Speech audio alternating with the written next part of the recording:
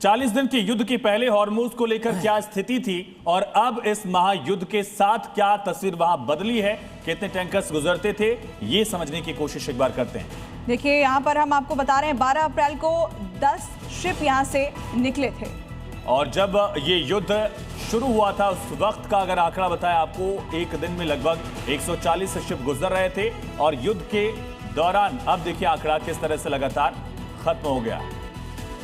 इसमें भारी गिरावट दर्ज की गई है। ये बताता है कि पूरी तरह से जो ग्लोबल सप्लाई चेन है वो कितनी प्रभावित हुई है। पूजा बिल्कुल यूके देवनाथ सर, ये हॉर्मुज स्ट्रेट पर आकर ये पूरी जंग टिकती हुई दिखाई दे रही है। लगभग बातचीत हो चुकी थी, लेकिन 3 अहम पॉइंटर्स जिस पर ईरान सहमत नहीं होता है, उसमें सबसे बड़ा मुद्दा हॉर्मुज स्ट्रेट का है। अब दुनिया के सामने किस तरह का संकट दिखाई दे रहा है, क्योंकि हॉर्मुज स्ट्रेट को लेकर बात नहीं बनेगी।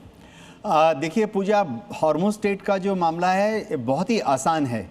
मैं अमेरिका की कंफ्यूजन दिखाता हूँ। इसके पहले अमेरिका नेटो देश और दुनिया के दूसरे देशों से सहायता मांग रहा था कि वह स्ट्रेट ऑफ हॉर्मुज को बंद करने के लिए अमेरिका के सामने आए।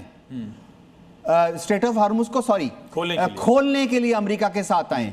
ऐसा अमेरिका पिछले 40 दिन से कोशिश कर रहा था और कल रात से अब अमेरिका नेटो देश और अपने सहयोगी देशों को बोल रहा है कि अब आप वहां पर आइए, स्ट्रेट ऑफ हॉर्मुज को बंद करने में अमेरिका की मदद कीजिए। तो कॉन्ट्राडिक्शन देखिए, ये एक ही बहुत ही अजीबोगरीब हालत है।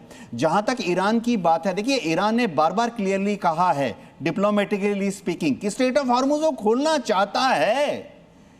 स्ट्रेट ऑफ हॉर्मुज तो 27 फरवरी तक खुला हुआ था, ईरान आज भी खोलना चाहता है। ईरान की सिर्फ छोटी सी दरख्वास्त है, बहुत ही छोटी सी दरख्वास्त है, वो ये है कि इजराइल हिजबुल्लाह के ऊपर बमबारी बंद करे। देखिए मैं स्टडी करता हूं और बताता हूं कि पिछले 40 साल में इजराइल ने हिजबुल्लाह के ऊपर 25 बार से ज्यादा हमला किया है। और पिछले 40 साल में जब इजराइल ने हिजबुल्लाह के ऊपर 25 बार हमला किया तो 25 बार हमला बंद भी किया है। तो इस बार ऐसी क्या बात हो गई? क्या डोनाल्ड ट्रंप नेतन्याहू को काबू में नहीं कर पाए? बोल सकते थे नेतन्याहू को कि कुछ दिनों के लिए रुक जाओ। जी, एक बड़ी खबर इसी बीच सामने आ रही है। ट्रंप का ईरान को लेकर एक बड़ा बयान सामने आया है। ईरान को परमाणु हथियार नहीं रखने देंगे, लगातार बार बार डोनाल्ड ट्रंप दोहरा रहे हैं। तो ये बड़ी जानकारी इस वक्त आपको दे रहे हैं। ईरान परमाणु हथियार हासिल करना चाहता है और अमेरिका ऐसा नहीं होने देगा। इस मुद्दे पर कोई समझौता नहीं होगा। तो 3 वो बिंदु जिन पर बात नहीं बनी, उसमें जो दूसरा बिंदु था वो यही था, परमाणु संवर्धन को, यूरेनियम संवर्धन को लेकर था, परमाणु नहीं बनाने को लेकर था, जिस पर ईरान सहमत नहीं होता है। ट्रंप एक बार फिर से कह रहे हैं, ईरान को लेकर ये बड़ा बयान दिया है कि हम किसी भी कीमत पर परमाणु हथियार ईरान को नहीं रखने देंगे। और इसी बीच एक और बड़ी खबर इस वक्त सामने आ रही है। ईरान की तरफ से एक बहुत बड़ा बयान युद्ध को लेकर सामने आया है। हॉर्मुज हमारा एटम बम है, ये कहा है ईरान ने। तो ईरानी संसद के डिप्टी स्पीकर ने बड़ा बयान दिया है। इससे पहले भी 40 दिन के युद्ध में देखा दुनिया ने कि कैसे ईरान एक स्ट्रेट को वेपन की तरह इस्तेमाल कर सकता है, जिसका अंदाजा दुनिया के देशों को नहीं था। और अब ईरानी संसद के डिप्टी स्पीकर की तरफ से बयान भी दिया गया कि इसको हम एटम बम की तरह इस्तेमाल कर रहे हैं। देवनाथ सर, ईरान पर सैंक्शन थे, वहां से तेल लेने की इजाजत नहीं थी, युद्ध शुरू किया गया, ग्लोबल ऑयल सप्लाई प्रभावित हुई, खुद अमेरिका ने वहां से ऑयल इंपोर्ट को लेकर सैंक्शंस हटा लिए। अब खुद डोनाल्ड ट्रंप ये कह रहे हैं कि उनका ऑयल एक्सपोर्ट भी हम रोकेंगे, इस स्ट्रेट को भी हम पूरी तरह से बंद कर देंगे। इससे ग्लोबल सप्लाई चेन पर अगर असर पड़ रहा है तो ब्रेंट क्रूड की जो कीमतें हैं वो कितनी तेजी से बढ़ सकती हैं?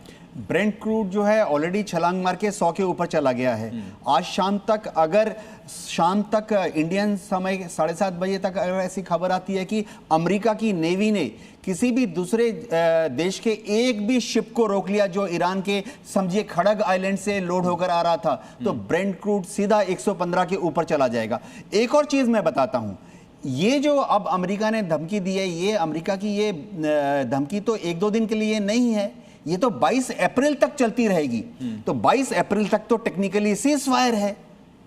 तो कैसे अमेरिका एक होस्टाइल एक्ट कर सकता है? देखिए ये जो American worship straight of Hormuz में जा रहे हैं, इंटरनेशनल रूट को चोक कर रहे हैं। अभी मलाका स्ट्रेट की बात हो रही थी, सब कह रहे हैं। देखिए मैं ईरान को सपोर्ट नहीं कर रहा। सर लौटते सर एक बार ये तस्वीर दिखाने की कोशिश करते हैं कि एक बार फर्ज करिए एआई जनरेटेड वीडियो हम बताने की कोशिश कर रहे हैं कि किस तरह से ये पूरा जो अरेबियन सी का हिस्सा है, यहां पर अमेरिका अपनी तैनाती बढ़ा रहा है। टिकू सर हाँ डेफिनेटली देखिए, अगर इसी तरह से तैनाती कर दे रहा है अमेरिका। हाँ देखिए, वैसे भी तो स्टेट ऑफ हॉर्मूज बंद है। हाँ। अब अमेरिका उसको बंद कर रहा है, और मैं इस आर्गुमेंट से बिल्कुल डिसएग्री करता हूँ। हाँ। कि उनका एक ही, ईरान का एक ही मुद्दा कि आप हिजबुल्लाह पर अटैक करना छोड़ दो। हिजबुल्लाह कौन है? Internationally recognised terrorist organisation. उस पे लौटते हैं, ये पहलू जो है ये समझाने की कोशिश करते हैं। ये पूरा अरेबियन सी का हिस्सा है, स्ट्रेट ऑफ हॉर्मूज वाला पार्ट आप देख रहे हैं, पर्शियन गल्फ का हिस्सा। देखिए, हाँ। जो स्ट्रेट ऑफ हॉर्मूज है, जहां से शिप निकलता है, आपने खुद ही दिखाया इसमें, बड़ी तो है ये, 22-23 किलोमीटर है जहां से निकल सकते हैं, लेकिन वहां माइन जितनी बिछी हुई है कि सिर्फ 3 किलोमीटर से 4 किलोमीटर का एक गैप है जहां से शिप को जाना। लेकर जो बड़ी जानकारी सामने आ रही है हम दर्शकों को देंगे, लेकिन इसी बीच